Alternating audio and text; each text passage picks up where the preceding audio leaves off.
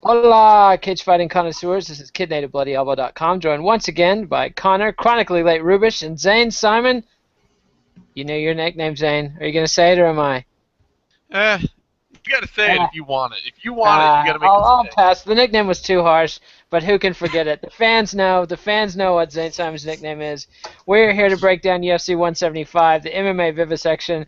We're going to dissect, slicect, bisect this card 6 ways this Sunday. Obviously, headlined by Chris Weidman against Lyoto Machida, the first middleweight title defense by Weidman that's not against Anderson Silva, the man he dethroned for the title and beat twice last year. Ronda Rousey's going to defend her women's bantamweight title against Alexis Davis, and Chael Sonnen is not going to fight Wanderlei Silva, and he's not going to fight Vitor Belfort. Instead, we have some other dudes fighting, and we're going to be paying $55.95 for this, the biggest card of 2014 so far. All right, let's start. Anyway, first, do you guys want to do initial thoughts on the card or not? Well, I gotta say that I think the UFC is missing out on a major potential triangle death match HGH on a pole with Chael, Vitor, and Vondi. You know, I mean, there could be some like good, juice flowing for that fight Juice. Appropriate, appropriate. if they wanted to put that on. They've been entertaining everybody with the spectacle of the Nevada State Athletic Commission sweeping the floor with all the fighters. Connor, your thoughts on the card? My initial thoughts upon actually looking over this card is that this is exactly the kind of pay-per-view that's going to make Nick Diaz's sit out and wait for more money plan work, because Weidman, Machida, and Rousey alone are not enough to carry a pay-per-view. I honestly see this one not doing that well because it's honestly kind of a weak card except for the great title fights. And this is the one we've been waiting for months. This is the one as we've slogged through this endless desert of March, April, May, June, and June blew. This is the one everybody was saying, wait till July, wait till the big July 4th, the Expo, the two fight cards in 2 days. This is the big one, this is the big one. And we watched it fall apart before our eyes. So, let's get to the two UFC Fight Pass cards. We've got middleweights Kevin Casey versus Bubba Bush. I don't know what's happening here, but we're in the Fight Pass segment of the card, and I actually vaguely remember the name of one of these guys, Kevin Casey, because it's the name of a guy I went to high school with. But I do believe he's fought in the UFC before. Who wants to talk about this one first? I'll go ahead and take it. All right, Connor, it's all yours. You remember Casey from the only season of The Ultimate Fighter in the past 2 or 3 years to not have been really underwhelming, which was the John Jones Chael Sonnen season, which, aside from John Jones being an uncharismatic pile, was a very, was a compelling season, and it gave us Kelvin Gastelum, one of the best Ultimate Fighter winners in a long time. Casey was not one of the Kelvin Gastelum leagues of fighters. He seemed like a pretty cool guy. The show made him come across pretty well, but he didn't look too good, and then he got wrecked by Josh Simon and his Salmon. I feel so bad. I talked to the guy numerous times, and I can still never remember how to pronounce his name. Saman. He got wrecked by Josh Saman in his UFC debut and was promptly cut. Then he went on a 3-fight winning streak in RFA, which is pretty respectable. Bubba Bush, on the other hand, is on, let's see, he's on a, he was a Legacy champion, correct? Yeah. He was This is an RFA versus Legacy champion matchup. Exactly, and he was the Legacy fighting champ. And nothing says UFC pay-per-view like that, right? Well, I think it's a pretty decent way to open up the card, to be honest. It's fair enough. This is the Fight Pass portion of the card, which only cost you $10, what, a month? Yeah, something like that. Kevin Casey's redeemed himself somewhat. Bubba Bush, though, I think has the advantage in this. He's a finisher. He's finished all but one of his 8 wins. His only legitimate defeat was to Andrew Craig in his 3rd fight, which is pretty respectable. And since then, I think he's been DQ'd, but he hasn't been really beaten by somebody in quite a while. Whereas Kevin Casey's has lost 3 times. All 3 of those losses have been knockouts, and one of those was a knockout loss to Matt Lindland, which doesn't exactly speak that well to someone's ability to withstand punches. So I'm going to go ahead and say that Bubba Bush is going to probably get this one. Casey's only chance is on the ground, and Bush is just a little more well-rounded, I think. And that was the last win of Matt Lindland's storied career. He reeled off, he went 1 for 4 in his last 5 fights, 2 for 5 in his last 6. So Kevin Casey's been part of MMA history, and one of the few TKOs in Matt Lindland's career, I believe. He had, what, No, he had 8 knockout wins. That's better than I thought. But Michael Jordan also, is striking, Nate. I mean, yeah, and he struggled against Bubba's. He lost to Bubba McDaniel on the show, and now he's fighting the fighting Texas Aggie. So I gotta say, Forgot about that. I've had a lot of experience with Texas Aggies, being a Texas Longhorn myself, and they're all fighting all the time. So Bubba's not that unique. Casey's biggest advantage is the fact that he has a much more established camp. He fights at a Black House, which says a lot more for his preparation than Bubba, who fights at a Brazos Valley MMA. Although Bubba these days fights out of Jackson Winklejohn. Does he? Okay. Yeah. Well, there you go. Advantage Brazos, he actually is like the owner, head trainer at Brazos Valley, so that's like his home gym. And then have you been flying down to Waco and Bryan College Station and not coming to see me, Zane? How do you have so much inside scoop on this? No, I have to. I do all these Welcome to the UFC articles. I do all my research. Very good, very good, very good. So, are you also going to pick? Are you going to pick up Bubba as well? You know what? I'm not, or at least I didn't in the article I wrote about it. And the big reason is that Casey is a more. I would say Casey's a better fighter earlier. And I think there's a very good chance that Casey tangles him up on the ground early and submits him. Because Kevin Casey is basically, so far in his career, out or inside the UFC certainly, and I would even say outside the UFC, yeah, Kevin Casey has largely been a one-round fighter. Mm-hmm. He's the kind of guy who he will start out really strong, and he'll slap on a submission early, and if he can get you with that, you're done. And Bush is not, like, the problem for me is that Bush isn't actually a better striker than Kevin Casey.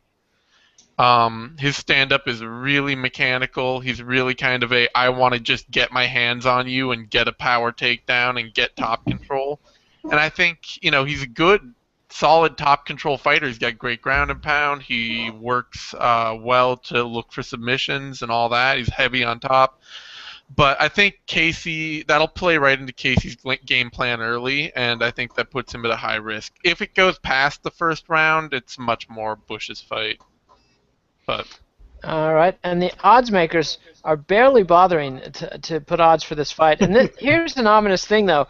Only 3 sites. I'm at bestfightodds.com, and as always, gambling is a sin. We don't approve, and it's a bad idea, kids. But here's the odds if you do want to gamble. Bush is favored. They're calling him William Bush here, not Bubba Bush. Anywhere from -174 to -180. Casey is the underdog right at +140 up to +146. But only 3 sites are taking odds on this bet. But those same 3 sites are the only ones taking any bets on the prelims all the way up to the Faber-Caceres fight, which is headlining the prelims. And then the only site, like multiple sites, are not taking any bets on this card, not even Machida Weidman. So that's telling me that is a bad sign that the gamblers are fleeing the sinking UFC ship. Not that the UFC is sinking, it's doing well. That's why you're watching the show, right, kids? Because we're not chained to the boat or anything like that. Anyway, yeah, no, that is an ominous sign there. I'm surprised to see. But let's move on to the other Fight Pass card. Guilherme Bomba Vasconcelos. I think I only butchered that moderately badly, but what the hell is a guy with a 3-1 record doing the UFC against Luke Zacharick, 13-3, and not a UFC debutant, if I remember correctly? Who wants to talk about this one first? I'll take it. Easy answer to the question there is Tough Brazil. He was on the most recent season of Tough Brazil. Did all right for himself there, and he's been a long time. Was he hurt? What's the story? No, he just did well on the show, and then they, aren't giving. They're trying to move tough guys around after the show. Like, instead of putting them all in the finale anymore in one-off fights, they're starting to dot later cards with them. Like, you're seeing already Cathal Pendred versus whoever the hell he's fighting on the slated for the Dublin card, and some stuff like that. So I see, and that has to be a response to the fact that these recent Ultimate Fighter finales, especially for these second-tier international Ultimate Fighters, have almost zero interest because very few, at least American fans, have watched these cards. So it just becomes a dead zone. On the other hand, now they're watering down the other cards. It's harder to avoid these fights. So. Yeah, and I mean, but Vasconcelos, for all the mediocre talent they get, he seems like a pretty good fighter. He has a long history on the jiu-jitsu circuit. He's got a good look. He was a former model or something. I think his nickname is what used to be Playboy. So he's kind of considered, he's a fan-friendly kind of fighter. Should be fun. And Zachrich, I was hoping would do better against a pretty poor fighter in Kyle Magalesh in his debut, but Magalesh just bombed him out. So that looks pretty bad for Zachrich's chances here. And then honestly, him to another Brazilian, which makes you wonder. Anyway. Honestly, I'm just not sure that Zachrich has the athletic ability to compete at this level at all. Brutal. I think it's a little harsh to say that Kyle Magalesh is not a good fighter. He's actually proven to be pretty capable. He didn't say he was a good fighter. He just said that Zachrich wasn't a good fighter. No, he said he lost to not a good fighter in Kyle Magalesh. Well, I mean, okay, Kyle Magalesh, he's young. He's younger than he looks, but he lost the first round pretty hardly to Carlos Vamola, I believe, and then Vamola gassed terribly, which he always does. So that's not the highest quality win in the world. And then he was losing pretty handily to Nick Ring, and then Nick Ring blew out his ACL, and Magalesh still let him hang out for another 2 rounds. So my impressions of Magalesh, and then he lost to Buddy Roberts. So my impressions of Magalesh are not great. And for him to come out and absolutely destroy Luke Zachrich does not tell me good things about Luke Zachrich. It was also in a Brazil card, I think, where he was pretty hyped up from the local scene. And I think that Magalesh is just kind of a decent, like, lower mid-tier guy. I'm not saying that Zachrich doesn't belong on that level as well. But I think that Magalesh has proven to be pretty capable. He's a pretty opportunistic guy. He hits hard. He's well-rounded. I don't know. I balk a bit at calling him not a good fighter. Okay, whatever. I mean, promising future UFC contender. How about that? Yeah, no. Definitely not that. No, but he's definitely the kind of guy who's meant to fill out the ranks in the UFC, like organization. Well, sure. I'm not saying certainly in today's. I keep waiting to get the call myself to come be dragged into the octagon. Anyway, so do you agree with Connor's pick that Vasconcelos is going to bomb Zachrich, or no? No, I have to pick Zachrich just because he trains out of Ronin Training Center, which is one of the most notable gyms in Cincinnati. Hometown guy. Yeah, I gotta give the hometown pick. I've got a horse in this race. And so you eat chili on your spaghetti, don't you? Well, Zachrich and I both do. So, yes. and if Zachrich beats Vasconcelos, then it's officially I don't know, something about Skyline Chili. Let's move on. Yeah. All right. So everybody's picking those guys, and the odds makers they like Vasconcelos as well, minus 164 up to minus 170. Zachrich, the underdog, anywhere plus 130 to plus 136. That brings us to the Fox Sports 1 opening fight. George Roop and Rob Font. Oh, wait, and I didn't mention both of those first 2 fights were middleweights. This one is a bantamweight happening at 135. Roop versus Font. Connor, you can go first. Boy. Something about Roop fighting at 135 makes me uncomfortable. It makes me really uncomfortable to look at him. Imagine how he feels during the weight cut. Yeah, does anybody else experience that? Like, he just doesn't look like he should be. Well, that's like watching Marcus Vinicius when he made that flyweight drop, and he was like 5'9" at 125 pounds, and there's a certain point where it gets a little freaky. Yeah. That being said, Roop had a pretty decent win against Dustin Kimura in his last fight after not exactly having the best night of his life against Francisco Rivera just before that. So I think that Roop can certainly, not contend at 135, but he can certainly be a middle of the pack, lower top 10 guy with the right matchups. Font is a pretty impressive looking prospect based on record alone. This is his bantamweight debut, which is a good sign. I don't think he was a particularly large featherweight when he was fighting as a featherweight. He's on a 9-fight winning streak, and his past 6 fights were all for Classic Entertainment and Sports MMA, which is the most awkward name I've ever heard for an organization, CES MMA. But he's fought a decent mix of journeyman level guys, and again, 9-fight winning streak. And he's pretty active too, which is a good sign. Roop's last fight was, I want to say, in November. He fought 4 times in 2013. He's fought 2 times already in 2014. So, and his last fight was on April 25th, and it was a first-round KO. So he's probably still in shape from that fight. I don't really know who to pick. It's a young, promising prospect who I haven't seen enough of to really get a really good picture of against Roop, who is a game veteran who can beat Korean Zombie on one day and then get completely trashed on another day. So I'm going to go with Roop just as the safe pick, but it's not, I'm not really that confident. And to be honest, I'm not super interested in this fight either. I don't know. Zane, to you. I'm picking Roop. Yeah, it's a problematic. I mean, Roop is like a classic example, sort of in the same way that, like Boich is a top middleweight is an example of the fact that middleweight's just not that strong of a division. Roop is a top bantamweight, or is like an old guard bantamweight, is a pretty good sign that bantamweight is still not a very strong division. Yeah. And this is a tough fight to pick. Rob Font, from what I've watched of him, and I watched a few of his fights, he's got a good, strong wrestling game, and he has a very stable, durable Muay Thai game. Hits hard, works well from the outside, gets his feet a little crossed up. His footwork's not great, but he's stable, and he works well in combination, has some good power in his hands. And I mean, sorry, I don't mean to cut you off, but I worry about guys like Roop cutting this much because I don't think the chin holds up, and also you're more likely to reject rehydration and get some serious brain damage when you're cutting that much water. And I think that Roop can't really take a shot even as well as he could at 145, and he's never been that durable. No, and I mean, so basically, Font is exactly the kind of guy who beats George Roop.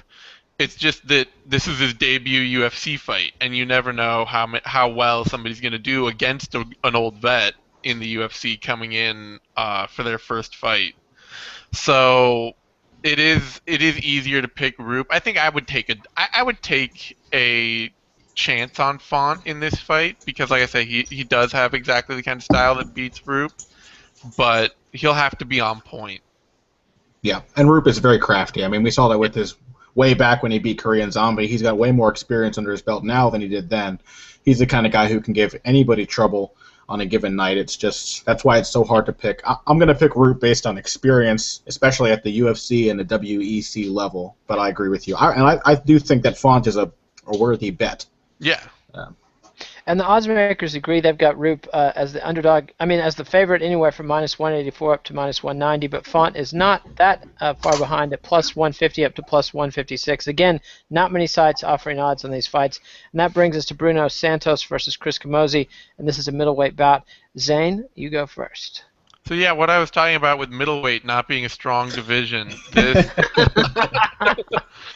This is exactly the kind of fight that I could not care less about. Camozzi's been around forever. He's a solid guy. He's not even that old.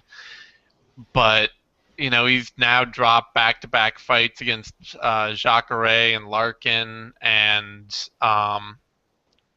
which there's no shame in that. I mean, those guys are legitimate. They're both very good fighters, guys. But I don't then feel like, Camozzi's still going. Like, he's got a place up at the top of the division. He's going to get better and turn it around. He's a solid mid-level guy who fights like a solid mid-level guy, and so does like 60 of the 65 fighters at middleweight. I mean, that's just like what that division is full of.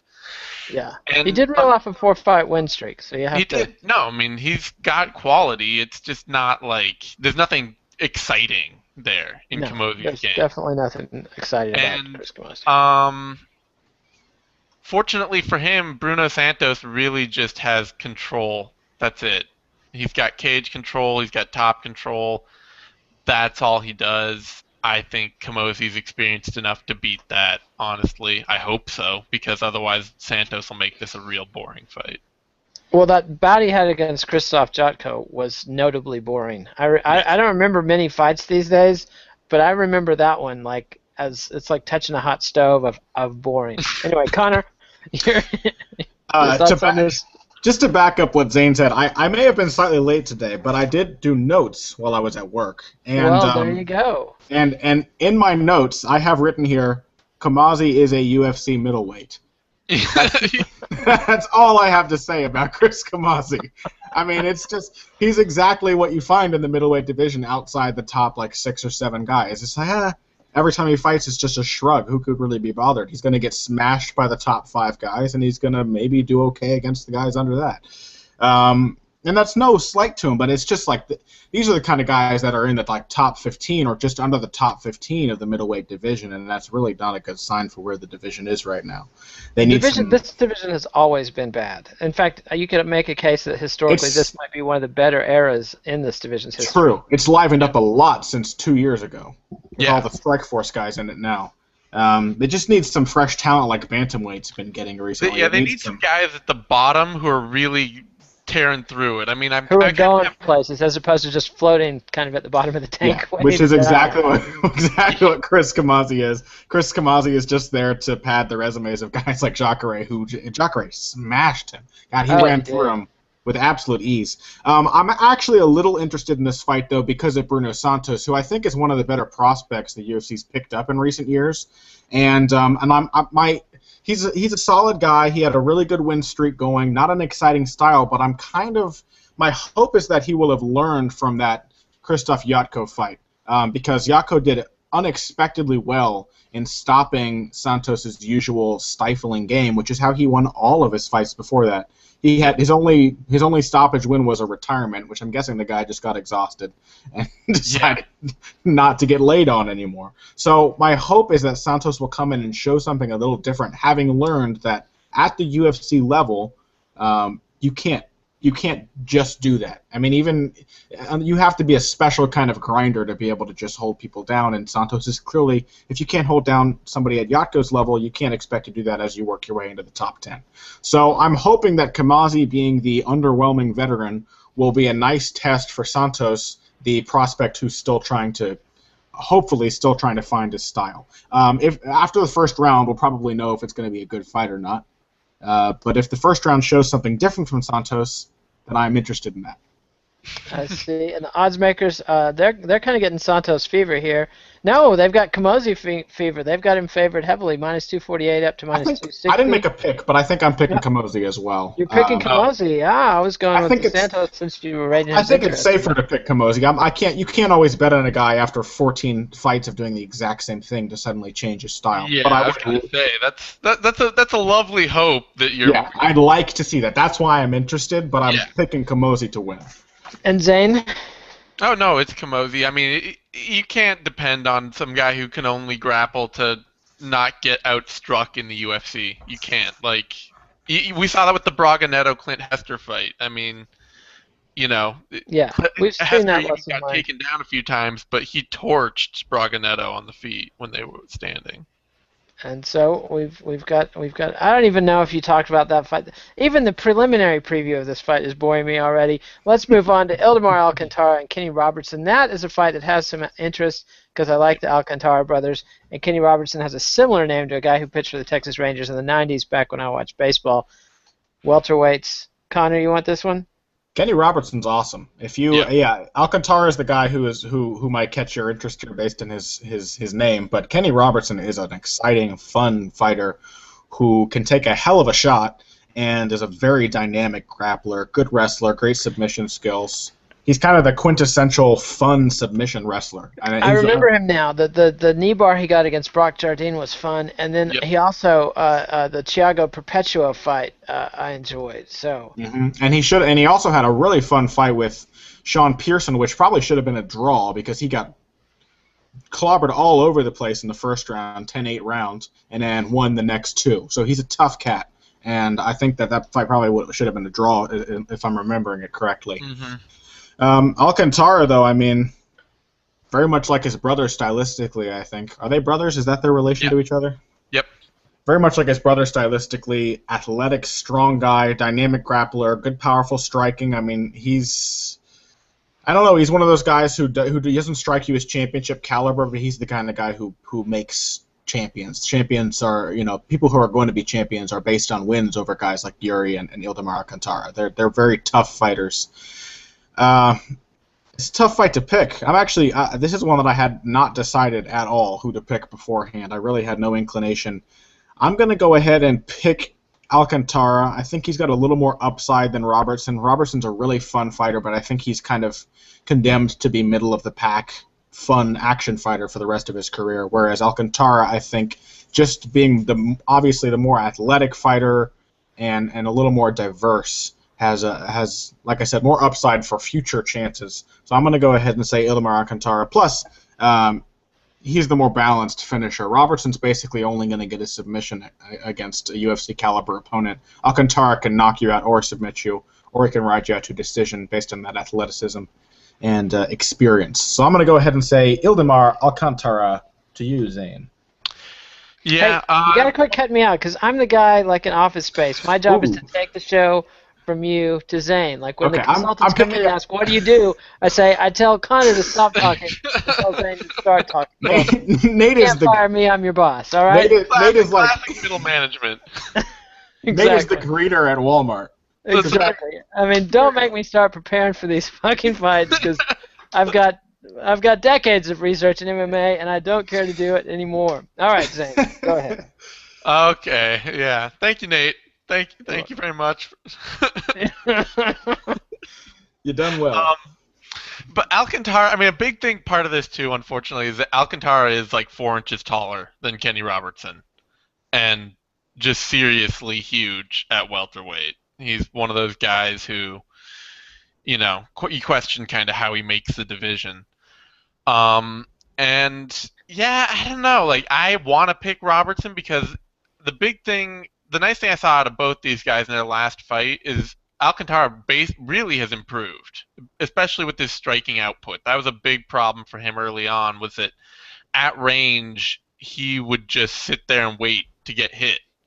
And he was basically just looking for clinch opportunities and ways to grind guys against the cage. And he's since shown a lot better striking output and a lot better work on his feet at distance, and that's a big thing for somebody like him with his size and his potential power.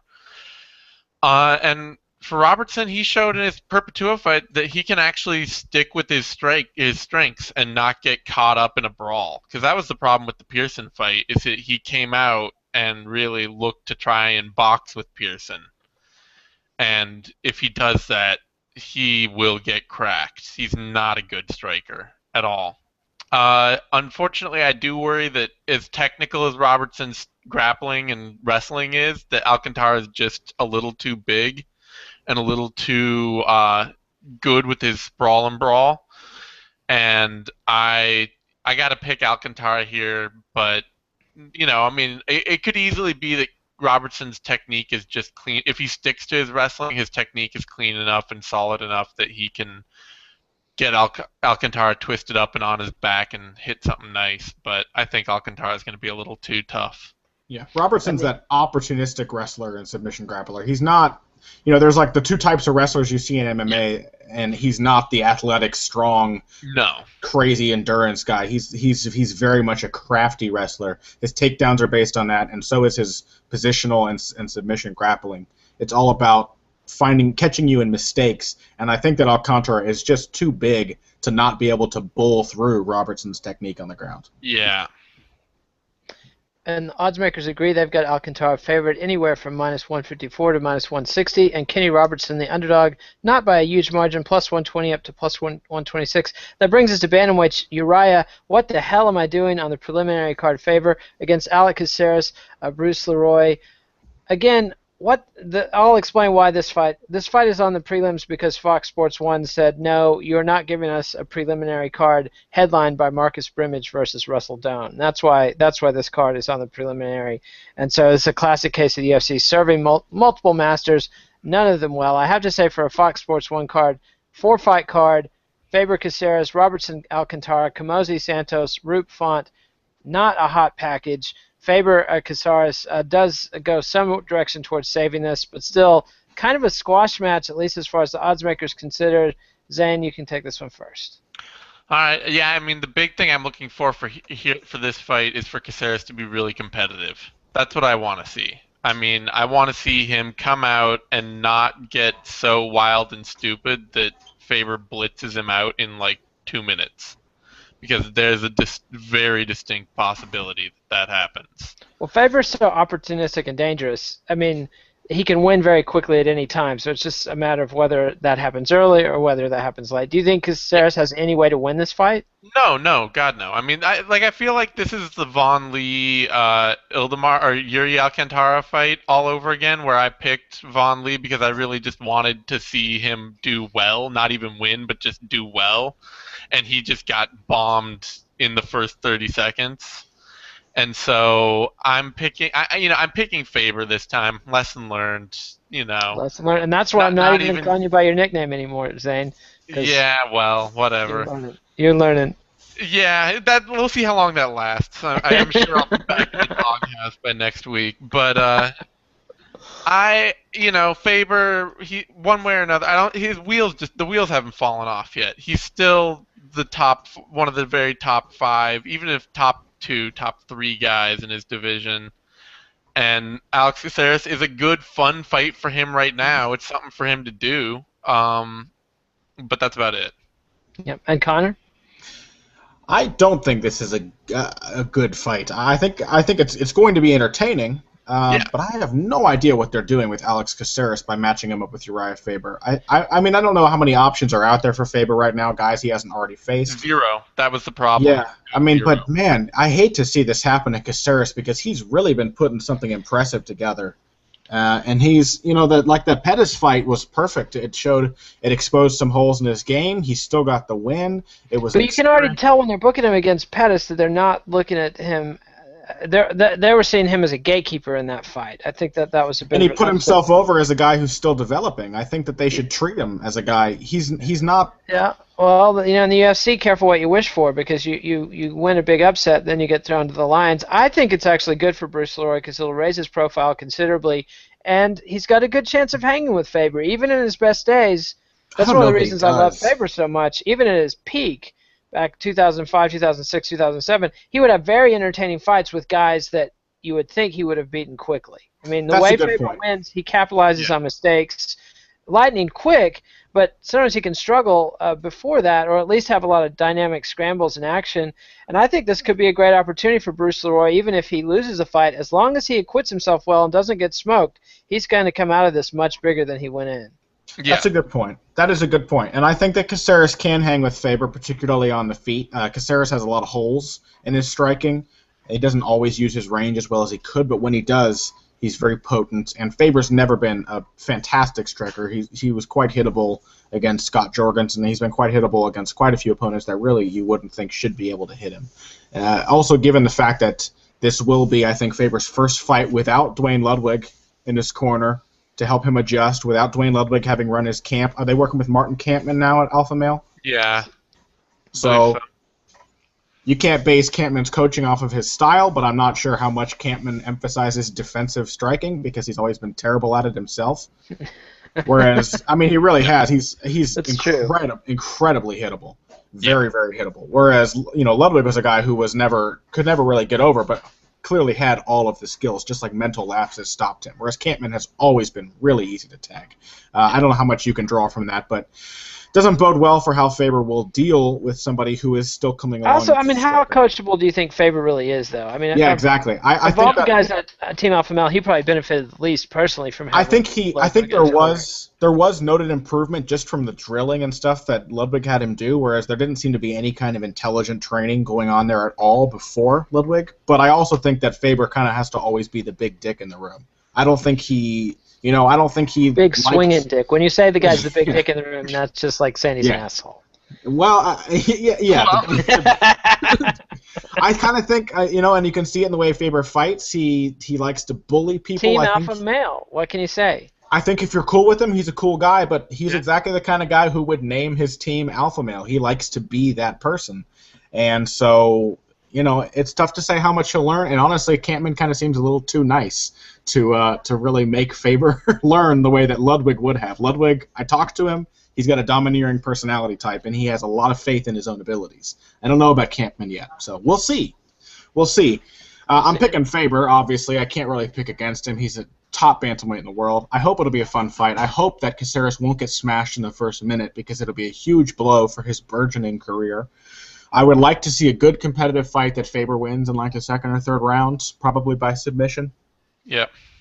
Sounds reasonable. And the odds makers have this as the second most unbalanced fight on the card. Faber heavily favored, anywhere from -974 up to -1580. Those are some long odds. Caceres is the underdog from +492 up to +775. So, if you're just crazy addicted to long shot bets, which I disapprove of gambling in part because I am crazy addicted to long shot bets, I can't resist odds like that. Like, you start doing the math on the payout, and that is how you lose money gambling. Don't do that, kids. Yeah. All right. Now it's pay-per-view time. Get ready to spend your money and pay to see Marcus Brimage and Russell Down. I mean, bantamweights. Are you kidding me? $11 for this fight. Is this an $11 fight? No. Okay. Nobody has an answer. Let's talk about the fight itself, however. It's a good fight. It's a fight I like, but it's not. Good matchup, yeah. Yeah, it's a great fight, but it's a great fight against two guys who have not in any way, shape, or form established themselves. And this is their big chance because people will be paying attention since presumably somebody's going to buy this fight. I mean, plenty of the viewers will be streaming this illegally, but none of us, by the way. But lots of people will be paying for this going, who the fuck are these people? So, Zane, you want to go first since you already started talking? Yeah, I mean, Russell Doan has looked a lot better than I thought he looked good on the regional circuit. I was a little wary of his PXC, some of his East Asia credentials because the competition's a little, there's an emphasis on different skills. There's a big emphasis on submission over position grappling. But the other thing that there's a big emphasis on is boxing and like kickboxing, much more classic stand-up, much more polished, much faster, better stand-up than you see coming out of a lot of the basic American camps that have just a focus on like brawling. And Doan has a lot of power in his hands. He's got a lot of pop in his hands. He throws a good variety of strikes. He works well, moving inside, and he's got a scrambling survivalist ground game. So, he's a fun fighter to watch. And Brimage, on the other hand, is a good, solid wrestler with a flashy, developing striking game. It's not great yet. He could easily end up sort of out-muscling and outworking Doan here, but honestly, I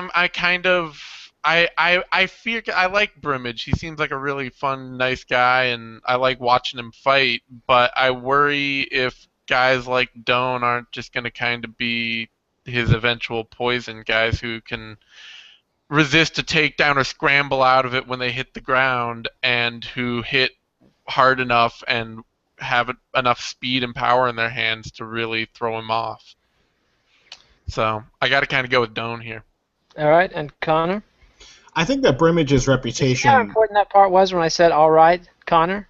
Yeah, you know what? I felt like a surging, crushing lack of confidence as there was a silence, and then Nate's voice broke through like a ray of sunshine. I was like, now I know my place. Exactly. In this show. Exactly. Don't forget it.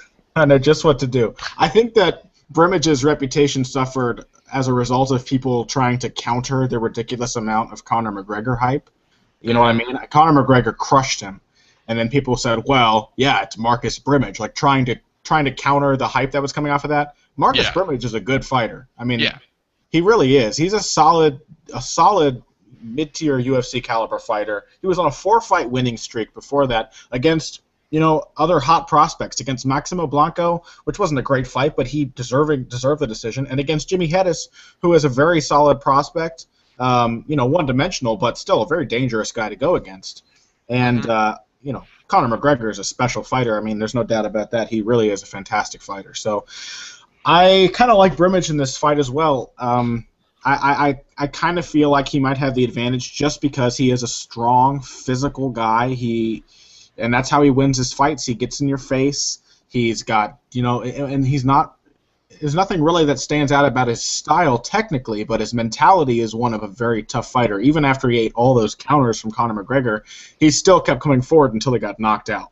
And Russell Doane is not Conor McGregor when it comes to counter-striking. He's got good, crisp boxing, but he's not Conor McGregor. So this is a fun fight. I think that if Brimage can get it to the ground, if Brimage can get his hands on Doane, he's got a pretty serious chance of winning this. I'm going to go ahead and pick Doane just because I haven't seen enough from Brimage to tell me that he can close the distance against a guy like that.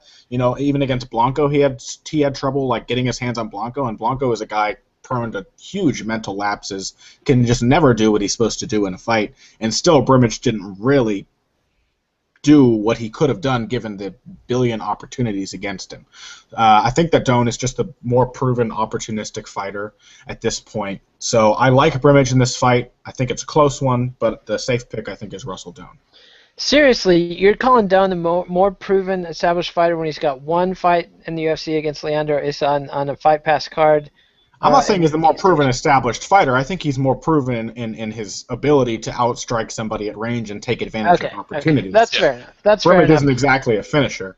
Yeah, very true. And it's the big question mark is Doane UFC caliber? Like for a guy with one UFC fight under his belt, and these days when it's two newbies, just because they're in the octagon, that doesn't really tell you anything about who's UFC caliber. Well, Doane's fight against Michinori Tanaka was good proof that he's UFC caliber. Like, that was a good fight, and Tanaka's a serious prospect. Doane's not, like... Yeah, I mean, he also got choked out. I mean, he hung with the guy, but... I'm just saying that, like, he does, of the guys they've picked up, like, there are some guys that are questionable. Doane is not. Yeah, that's a good point. But the thing is, Tanaka does not going to test you the way Brimage is. Brimage is your classic corn-fed, beef-fed, strong American wrestler, whereas Tanaka is a skill guy. This is very much like an archetypal Hawaiian fighter versus an archetypal American fighter, isn't it? Yeah, very much. Yeah, and I love me some Hawaiian fighters. I love me some American top teams. So this ought to be fun. I still bristle at the idea that this is on pay-per-view. Nonetheless, you guys have me a little bit intrigued about this card. The odds makers don't quite know what to think. Some people have Doane favored -114 up to -120. They also have him the underdog at +100, which just tells me nobody is putting any bets on this fight. Mm-hmm. Marcus Brimage, the consistent favorite, though, from -120 up to -140.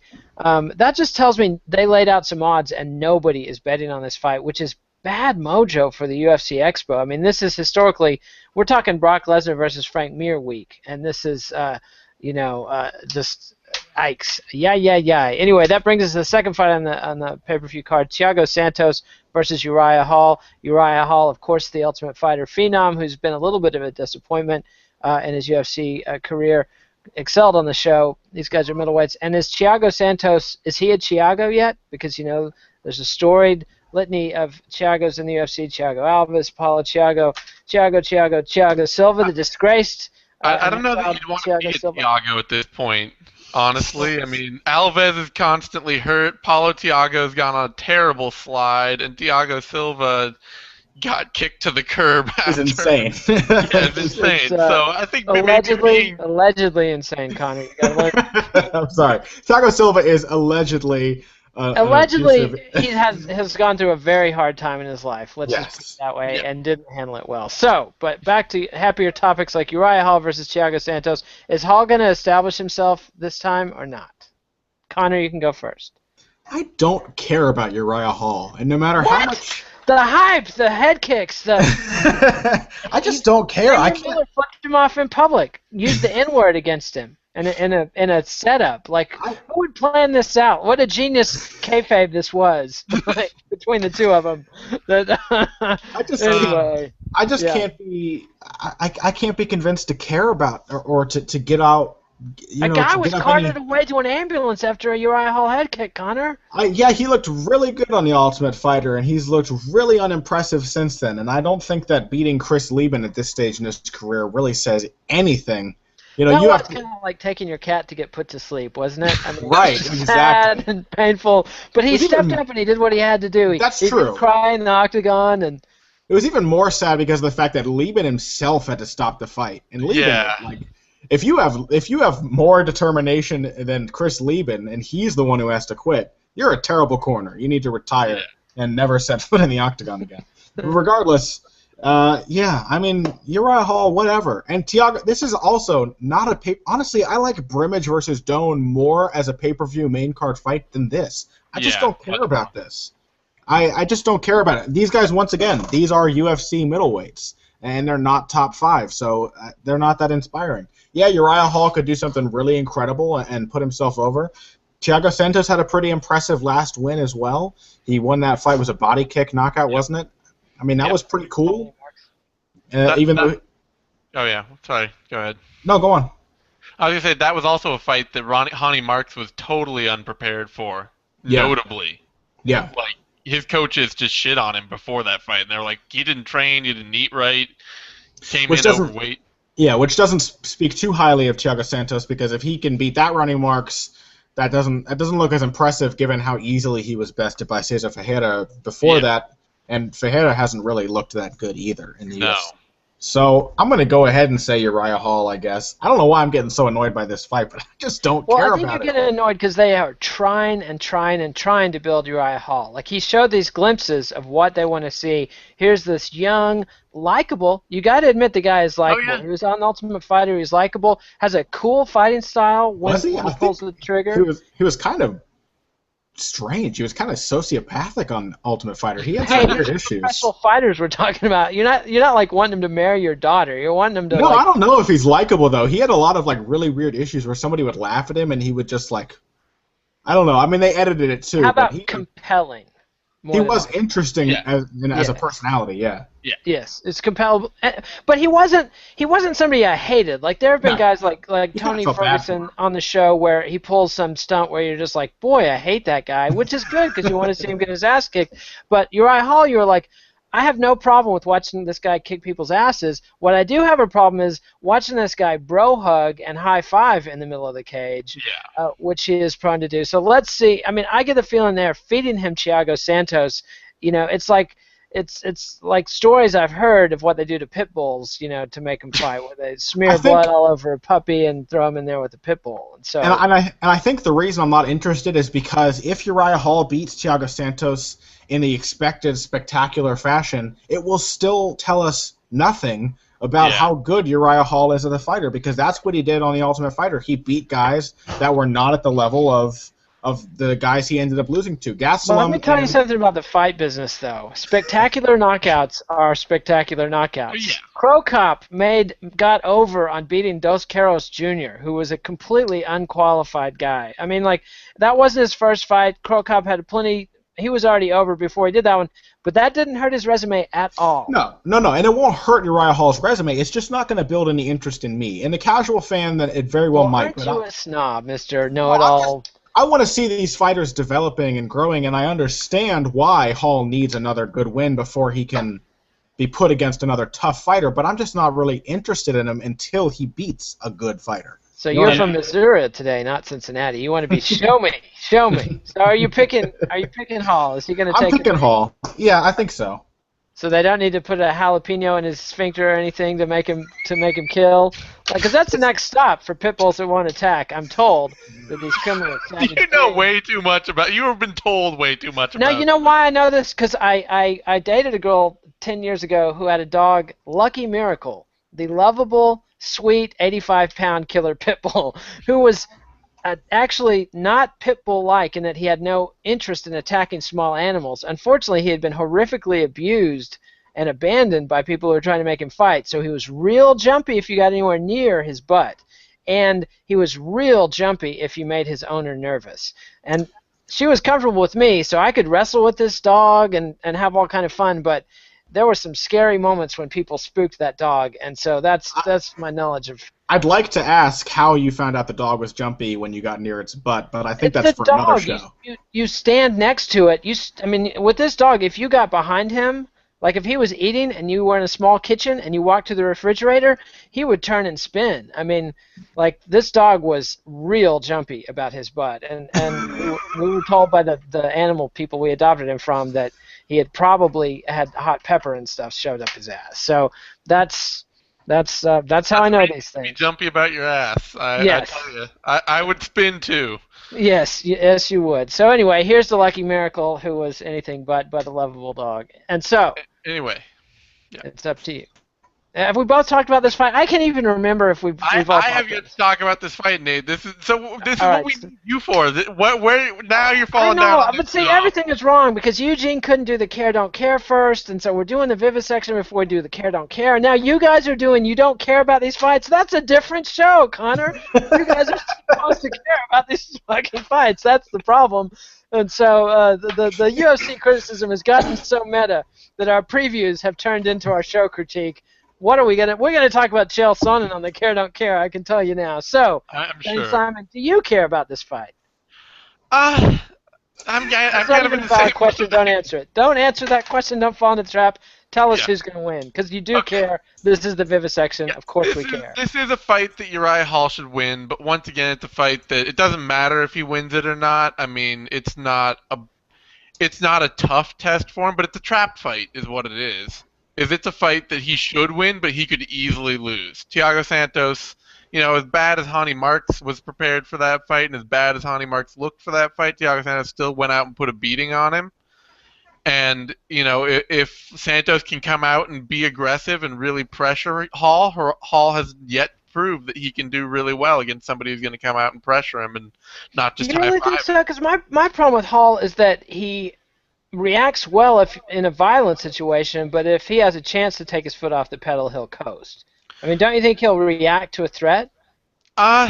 No, I mean, like, Gastelum was coming inside and Do we need to pressing him put up against... electrodes on his scrotum and just shock this man anytime he's not aggressive? Is that what we need to do? No, I mean, because what Joe Silva needs to do? that would be reacting well to aggression. He just doesn't like that.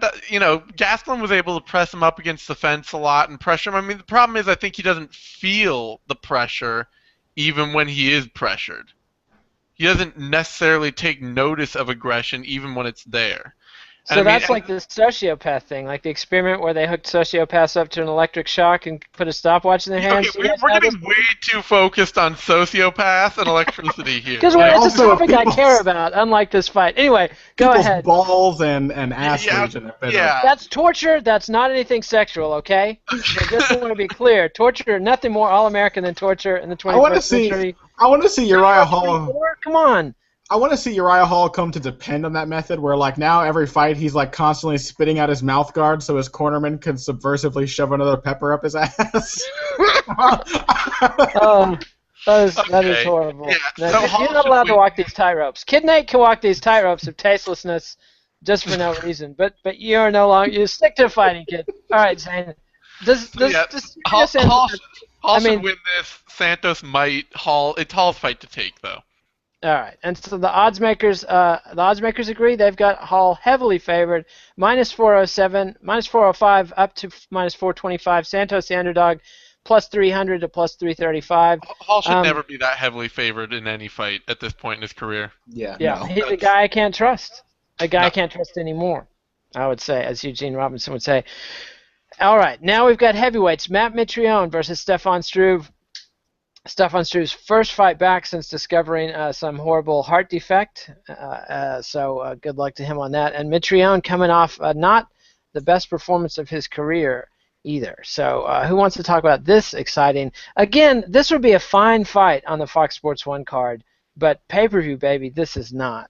I think this would be a fine fight in a pay-per-view card just because it's kind of a guaranteed finish heavyweight fight. It just feels underwhelming because every time you look at one of the fights before, then you're looking to the next fight to be like, okay, this is the one that I'm really supposed to care about. It's just surrounded by too much crap to really stand out. This is a good. And I forgot that Mitrione had knocked out Sean Jordan and turned things around. I was thinking his fight where he got laid and prayed by Brendan Shaw was Mitrione's last fight was actually a pretty good performance from him. Yeah, and he's got every chance stylistically to endanger Stefan Struve's health in a fairly dramatic and entertaining way. And that's what this game's all about, right? Honestly, I guess I'll take this one. Sorry, I'm kind of just barging into it. But, I like Stefan Struve, even though he's the most stubbornly unimproved fighter on the UFC roster. He just consistently looks I heard there was no Dutch word for jab. There's no Dutch word for bend your goddamn knees and stop standing so tall. He's just inviting Well, that would overhand be a long rights. word, even for German. That That's would true. be like a... It needs to be a very complex compound word. Yes. Struve's just like, I don't know if he loves being hit in the face. He just invites it at every single opportunity. He just backs up tall. He gets his feet out of position. He just doesn't fight like a tall guy. Literally, the only thing he does that tall guys are supposed to do is throw good uppercuts, and that's how he beat Miocic. He's got a good uppercut, but he doesn't have a variety of jabs. He doesn't have any other upward strikes. He doesn't know how to get on eye level with his opponents, or at least close to eye level.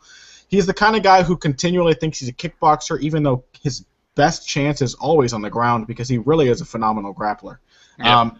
Still, Matt Mitrione is just not good enough to beat Stefan Struve. I don't really think he is. NFL athletic ability, baby. He's got the speed. Yeah.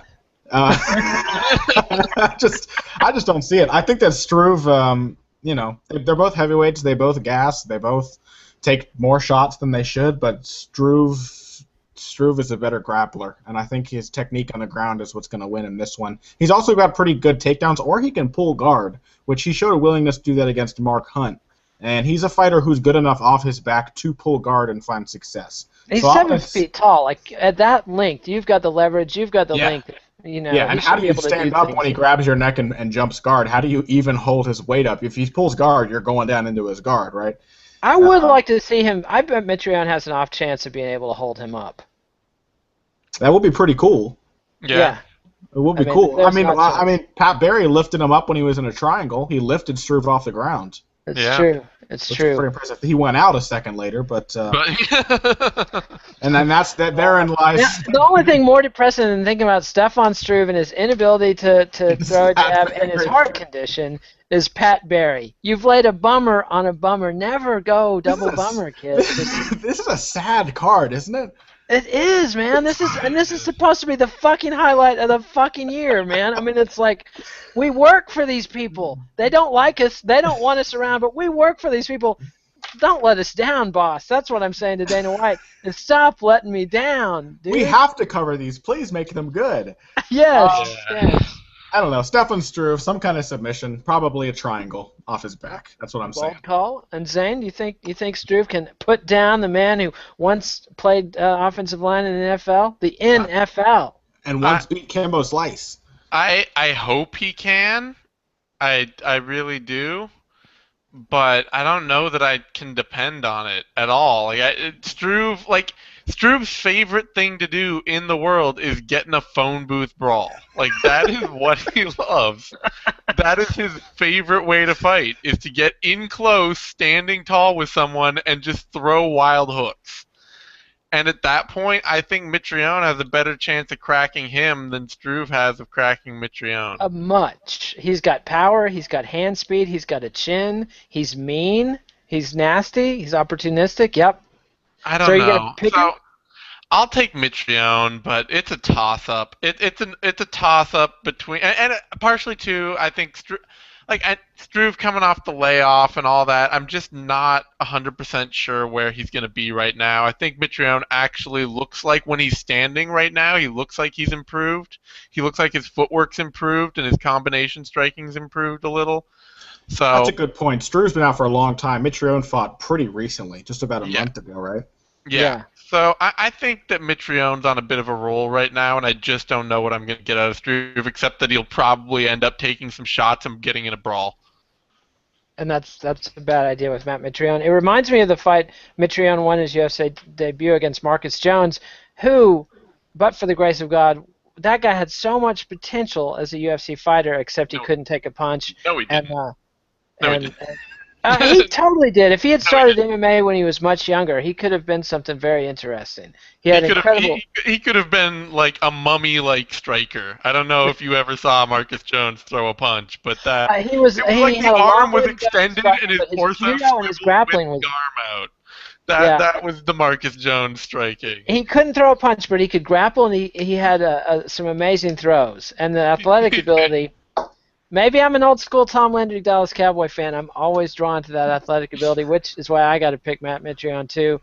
And the odds makers, though, they like Stefan Struve. They think he's over this heart ailment. And, in all seriousness, God bless the guy. Oh It's a yeah. terrible thing to get a diagnosis like that, and kind of worried to see him fighting, but this is his choice. This is what he wants to do with his life. So minus 200 up to minus 210 for Struve. Meathead Mitrione is the underdog from plus 160 to plus 165. So we'll see. And that brings us to the co-main event.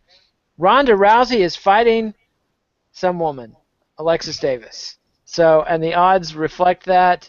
Does Alexis Davis have any chance of upsetting the apple cart? She certainly hasn't done any fight promos. Like, she No. appears to have studied Sarah McMahon's pre-fight game, which is don't talk to the press, don't tweet anything. She's probably Don't got get on. Sarah McMahon's in-fight game too, unfortunately. Ouch. All right, Zane, you can start this one. All right, yeah, this is bad news for Alexis Davis, who I like. She seems really nice. She's a good fighter. Even she's solid. She's got a solid kickboxing game. She's got a very good jiu-jitsu game, but she doesn't have the raw aggression, or she's just like a notch down on the pure athletic ability level. Several notches down. And she Where has no she's just- finishes in the UFC and only 2 KOs, 7 submissions. Yeah. I mean, she just has no. How could she win this fight? She doesn't have the coordination or the speed or the power to really make Ronda feel endangered on the feet, and she hasn't. And then if it gets into a battle of takedowns and submission attempts, I think that's never. Would it really good. be a battle of takedown and submission attempts? Well, I mean, Ronda it would be eventually- a battle of Davis going for a takedown. Like, I mean, If Davis is it was- dumb it was enough a- to go for a takedown, like, Misha Tate made it a battle of takedowns against Rousey, and that she kept trying and kept getting thrown on her ass until she got submitted. yeah. And But so, that I did mean- make for an entertaining fight. Yeah, I mean, and so, I mean, I think that's where Alexis Davis is heading, is that she's going to end up not being effective on her feet, and she's going to end up defaulting to trying to out-grapple and out-wrestle her, and that will you go think very it'll badly. even go that far? I mean, you don't think it'll be Ronda shuffles across the cage, gets a hip toss and an armbar like old school Ronda?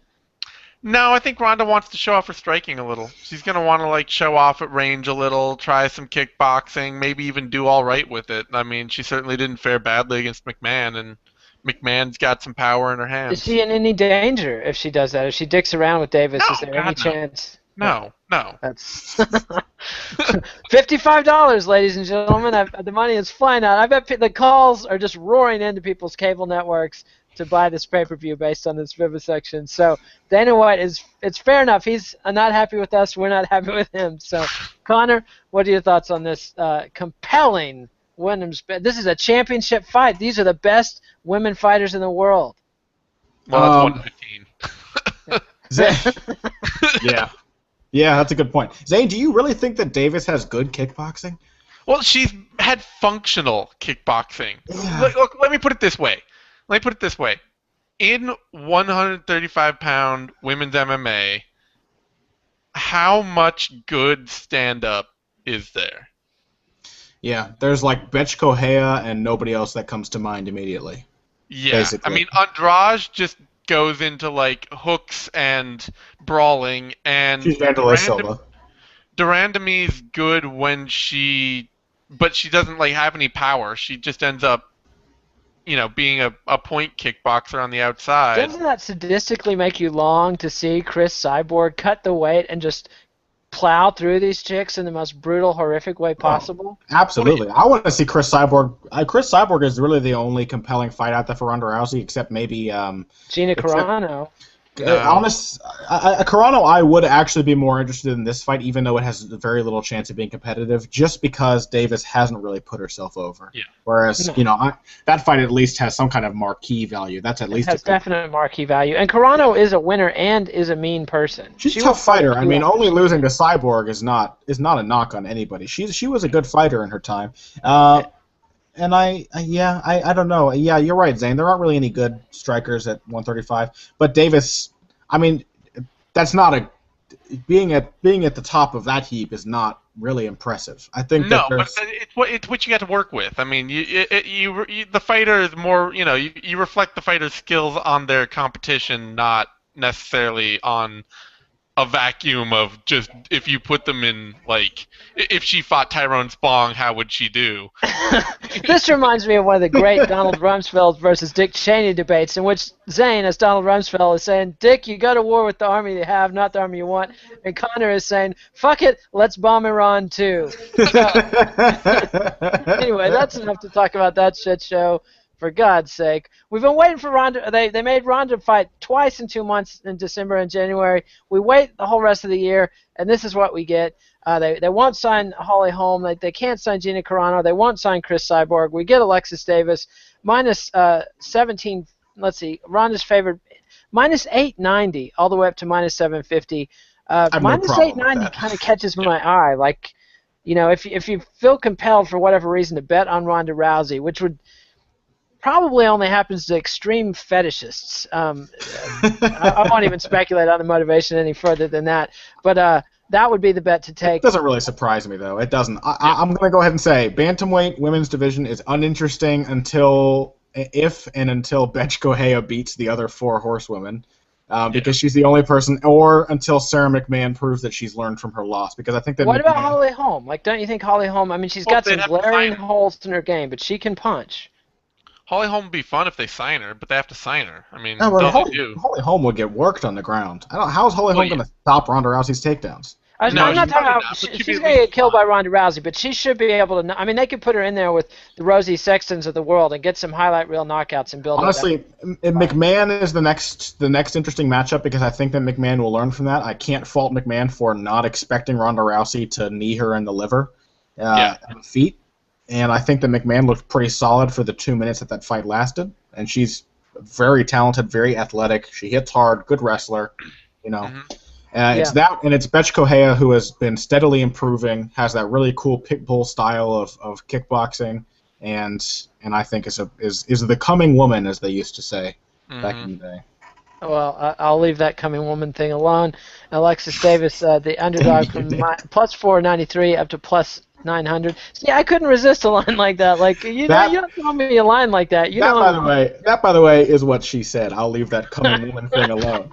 Indeed. All right, and that brings us to the headliner, which I have to say, even this, which is a great fight, Chris Weidman versus Lyoto Machida. This is a legit UFC pay-per-view headliner. It's more like a May or. It's not a July 4th fucking UFC headliner. Chris Weidman versus Vitor Belfort. Now, that was exciting. Machida, and I'm probably the biggest Machida fan going. Weidman, I don't know, man. I've thought about this fight a fair bit. Went back and watched some Weidman fights. It's going to be a very interesting test for Weidman to see if he can handle the style. Because Weidman, you know, wrestlers are what Machida has feasted on. The guys that don't understand how to handle the range, that let him leap in. But Weidman, he handled Anderson Silva twice on the feet. So can he solve the riddle of Lyoto Machida? Who wants this one first? Don't follow. Connor's got to take it because this is his wheelhouse more than mine. I see. So you're going to copy his work? Is that what you're saying? No, I want to. I just want to hear it because, like, for me, like, I don't want to pollute it. I want to. I appreciate the respect. Hats off from Zane Simon to Connor Rubish. Connor, tell us about this fight. I love this fight. I mean, I'm really, really excited for this fight. And honestly, I would buy this card just for this fight, even though the rest of it is garbage. And I really think this is an underwhelming card. This is what you should have said at the opening of the show. Almost from start to finish, but this fight is worth seeing. This fight is worth seeing live. Machida is a very special fighter in terms of his striking ability, and Chris Weidman is just as special, if not more so, which is what makes this so compelling. Chris Weidman had the good fortune, I think, to catch a somewhat declining Anderson Silva, and perhaps one who was not as interested in fighting as he used to be. But he also has the good fortune of being one of the most teachable athletes in mixed martial arts. Chris Weidman is a guy who was an exceptionally good wrestler who maybe didn't quite have the breakthrough potential, but who always showed a knack for really doing well when it mattered most. And Weidman is the guy who, from that wrestling background, then, after just 3 months of jiu-jitsu training, ran through 9 opponents at brown belt and submitted every single one of them in a Grappler's Quest tourney. Then, just 9 fights into his MMA career, knocks out Anderson Silva in what was absolutely not a fluky performance because he was beating Anderson Silva up until that point, and then convincingly beats Anderson Silva in the rematch. Yes, the finish may not have been satisfying, but Anderson Silva didn't have anything for Chris Weidman in that fight, and I think that was clear from the get-go. He was clearly the better fighter in every facet. He's a good pressure striker. He hits hard. He's got a good jab. He has a really good understanding of range. But Lyoto Machida, I mean, who has a better understanding of range than Machida?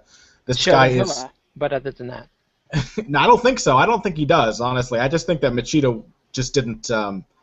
Machida's biggest flaw has always been that he's content to not knock you out. He's content to keep waiting for the knockout punch. And I think that's the thing that would have made him an easy win for Weidman before he's shown this recent predilection for taking the fight to his opponents. And I think that the biggest change we've seen in Machida is that he is no longer just going to lightly pot shot you and allow you to hit him back until he can hit you with a one good punch. He's going to come at you and beat you up and put the pressure on you, and that pressure is what makes you then run into his counters, because you're like, holy shit, I'm really losing this fight. I got to come forward and beat this guy. That's when you run into that kind of that straight right that knocked out Ryan Bader, or the head kick that knocked out Mark Munoz. And he's also the kind of guy who will lull you into fighting at his pace. If he can make it a slow fight, he will. He will. But if you make it a fast fight like Mousasi did, he's now comfortable, more so than ever before, fighting at that pace. This fight's a really tough pick for me. It really is. I love both of these fighters. I'm a bigger fan of Lyoto Machida, but I really like Chris Weidman. I've been so impressed with him in almost every UFC fight he's had, and I think I was one of the guys really arguing for the legitimacy of both of his wins against Anderson Silva. Man, I really don't know. Weidman can maybe get those early takedowns. Honestly, I think the question here might be Weidman's cardio. And we've seen Weidman gas before. We've seen him, and granted, it was on big weight cuts. It was after those were on short notice fights. But we've even seen Weidman breathing kind of heavily in the second round of the first Anderson Silva fight. He looked a little tired. And yes, Weidman may be like Dominic Cruz, who is gasping 3 minutes into every fight, but still just keeps doing it regardless. Or he may really get tired, and we've seen that Machida can fight at a pretty fast pace for 5 rounds, even as a middleweight. He's always been very well conditioned, and I've never seen him really look that tired.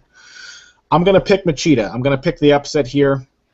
I'm a big Machida fan. I wouldn't really take this one seriously as a betting suggestion, but I do think this is a competitively close fight, even objectively speaking. Subjectively, Lyoto Machida has one of the most visually pleasing styles in all of MMA. He is an incredibly gifted athlete and somebody who has made a really unique style of striking work for him, because he really just understands on a fundamental level all the things that are needed to make that style work. So I'm going to say Lyoto Machida, great takedown defense, really good counter striking, and a more varied game than ever before. But close fight. And before we go to Zane, I have one question. How good is Weidman's face shifting? Because if you think he's going to go in early and try to establish the takedown, that plays into Machida's game if you can't set up those takedown attempts. Because Machida has really good takedown game. He's got his karate sweeps. He has his judo or sumo trips. He's got a really good body lock takedown. And I think he's gone back to that after kind of maybe neglecting it for a few years, where he kind of fell in love with his striking at light heavyweight. I think against Mousasi and against Henderson, we saw that he's put a little more time in on his wrestling. I think that started before the first Shogun fight, because in the second Shogun fight, until he fucked up and walked into that overhand right, he was really working the takedown and looking to dominate Shogun. I still think that first loss to Shogun, or the decision win over Shogun, that was the fight to me that seared Machida in his brain and changed his mentality. Now that's where the urgency is coming from. And but I just wonder, how good is Weidman's phase shifting? Because every other aspect of his game is excellent. Here's the thing. Weidman doesn't phase shift in the way that you think most wrestlers phase shifting. He's not the kind of guy who's going to like change levels and then hit you in the face. But that's because Weidman's wheelhouse is the clinch when it comes to wrestling. His best takedowns and those fantastic throws he used to hit before the UFC level were from the clinch. Yes, he can shoot a good double leg. We saw how deep he got on that double when he took Anderson down in their first fight. And, he can do that. Anderson's never been known for his sprawl. Sure. And but Machida's wheelhouse is the clinch. Well, the thing is that Anderson did sprawl. The thing is that Weidman just shot through his sprawl and then dumped him on his ass. It's true. But Silva's never known for his sprawl. Yeah, but the thing is, Weidman can strike into the clinch. And we saw against when he submitted Bonkfeld, he hit that knee and then wrapped up a standing guillotine. Yep. He's good at transitioning between phases in that range. But when it's a striking match, I think he might just be striking. And Machida also very potent in the clinch. Yeah, who do you think has the advantage in the clinch? I'm going to have to say Weidman just because that was his bread and butter as a wrestler. But I think Machida can hang with him there, and I think Machida can hang with him long enough to escape. And that hopefully will be Machida's game plan. That is the interesting part. How well will Machida stop Weidman's clinch? And also, how well will Machida stop Weidman's striking, which is better than advertised. It's good. He's the biggest thing that Weidman has going is his footwork. I mean, that guy can cut off a cage, and an octagon is not easy to cut somebody off in, but Weidman's very good at moving diagonally forward with strikes. He uses kicks. He uses circular attacks to stop you from escaping. He's very good at pressure fighting. Yeah, he took the cage away from Anderson Silva, which is not something we'd ever seen before. Machida's very good at fighting evasively. So, I mean, this is just a really fascinating style matchup. It's worth buying the card just for this fight. Go and do something else while the rest of it's playing if you really want to. You can catch it later and skip all the preamble. But this fight is worth seeing and worth paying for. I have to agree with that. As a pure fight fan, this fight does have me salivating. As pissed off as I am about, frankly, the rest of this card sucking, this is a fascinating fight. And Zane Simon, what do you think about this one? Well, I feel now I have to follow that. So there's my picking my poison. That was a strategic mistake, kid. I now have to follow all that, but. I mean, and there's a problem. The big problem for me is that Machida really is better than he's ever been before right now. Like, this is the best version of him. This is better than him when he won the title. This is better than, at any point in the past. And how much of that is because he's a natural middleweight? He's weight cutting, and now he's None of it is because he's a natural middleweight at all. It's just but he is purely a progression and peaking thing. It's a timing and learning and... it's something clicked. And the thing is that he takes so little damage that he gets more time.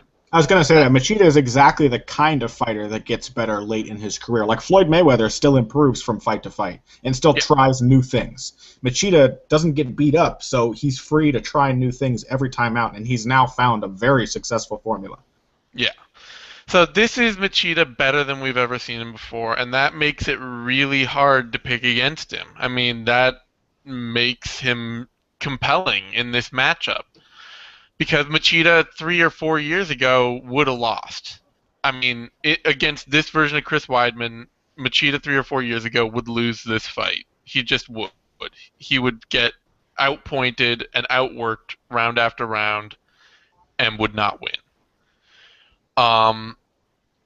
I'm still picking Weidman to win because I think there's just something, and I hate to have to default to this, but I think it's just something in his command of the cage. I think it's just something in how well he shuts down the space and makes the space his, and how well he controls where the fight is happening.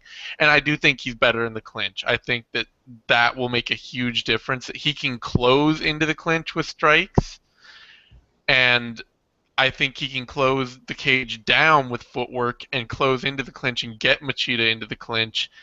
And I think for as good as Machida is, Weidman can bully him there and will drag him down and will put him on his ass. And that, for as good as Machida's game has been, that has also been a place that he's not at his best. I mean, that's how he lost that Phil Davis fight, was that Phil Davis was able to get him down and just keep him there. And Machida didn't have, a good answer for it. His jiu-jitsu is great, but his guard play is not. Yeah, his guard, he doesn't have a great guard game. He's Although, not the guard against Mousasi showed some improvement. He was That's true. But I think, part of that too, but I think, Weidman, much like Davis, is a heavier top fighter than Mousasi is. Mousasi is. Oh, yeah. He's good on top and he's strong, but he's not he doesn't have that level of control. And so I think that Weidman has he has enough competitive ability on the feet and too much control when it hits the mat and he's on top for me to be comfortable picking Machida. And I think that there's a good chance that Weidman gets the TKO or the submission. I don't think it's a great chance, but this is going to be a really tough fight, and especially if Machida can establish that he can't be taken down early, this fight changes a Yeah. ton.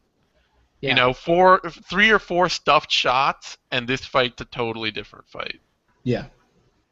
I should say, sorry, Go Nate. ahead. I should say I don't feel confident picking Machida at all, but I also No. wouldn't feel confident picking Weidman. This is a fight where I'm going to be biting my nails the whole time. It's a nerve-wracking pick for somebody who feels emotionally invested in this fight because it's so interesting and competitive, and there are so many unknowns. And these guys are both in such a good place in their career, and in their recent fights, they've both been so mentally strong and likable, and you know these are guys you root for. And Zane's point about Weidman's footwork, it makes me think of like Machida is something like an animal, like a scorpion that is used to controlling the space of its prey, and he runs into something like a praying mantis that, you know, is Weidman going to be able to dictate where the fight happens the way he did with Anderson Silva? We have never seen. The only time we've seen Lyoto Machida really stalked down was by Shogun Rua, who used a fascinating strategy, but it was one that involved taking a lot of head punches to get the body kicks in and to get the leg kicks in and slowly wear down Machida. But he never established that instant dominance that I think Chris Weidman has a chance to establish.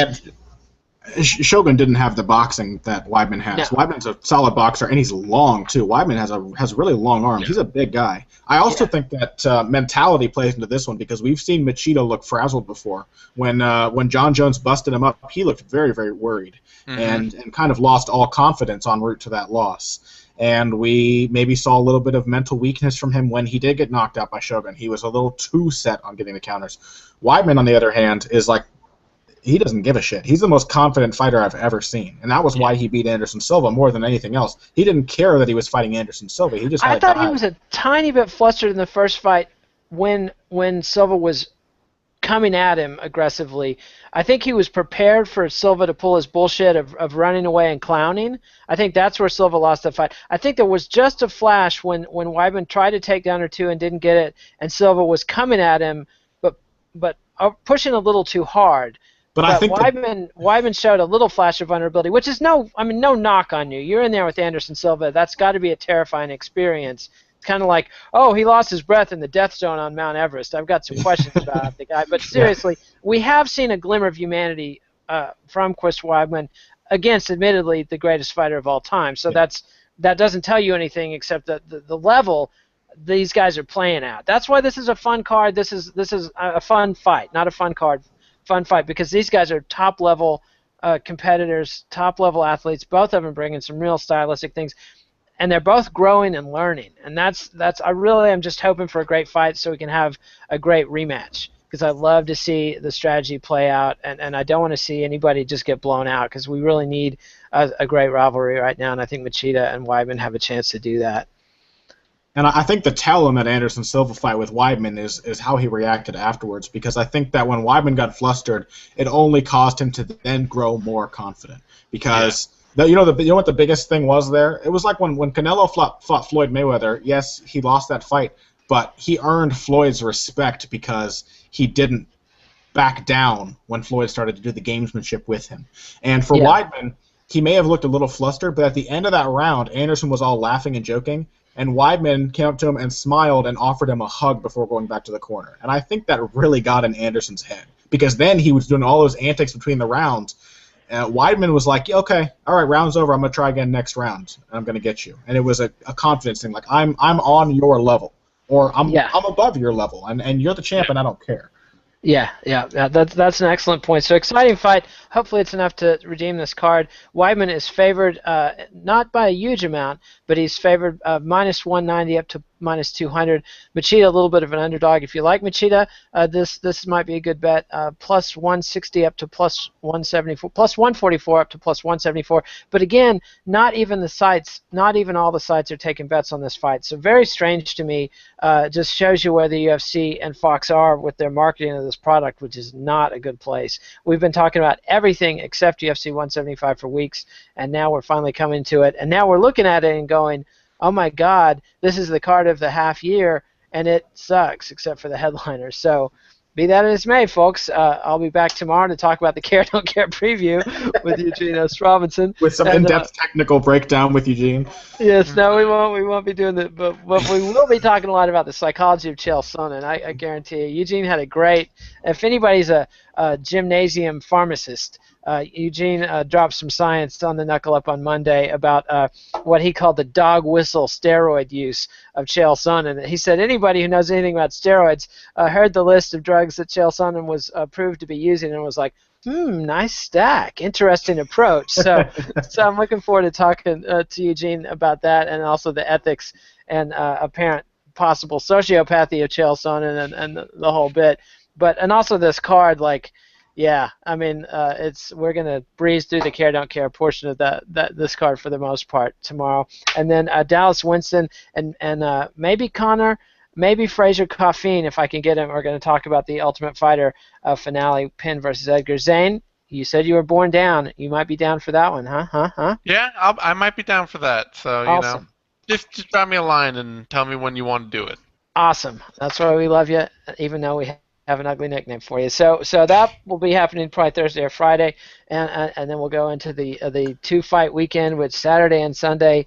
It's not like anybody out there is going, you know what I need is like another 2 UFC weekend. Like, I don't know. Anyway, but we've complained about the product enough. So, adios, MMA aficionados. Thanks, guys. We'll see you next time. This is Kid Nate of Bloody Elbow Up, and I almost forgot the obligatory hype talk. Give this video a like. Subscribe to MMANation.com on YouTube. Follow us on Twitter. You've got Connor at BoxingBush. How do you spell that? Boxing, B-U-S-C-H. All right, and at the Zane Simon. Read everybody at BloodyElbow.com. And thanks again. Adios, MMA aficionados.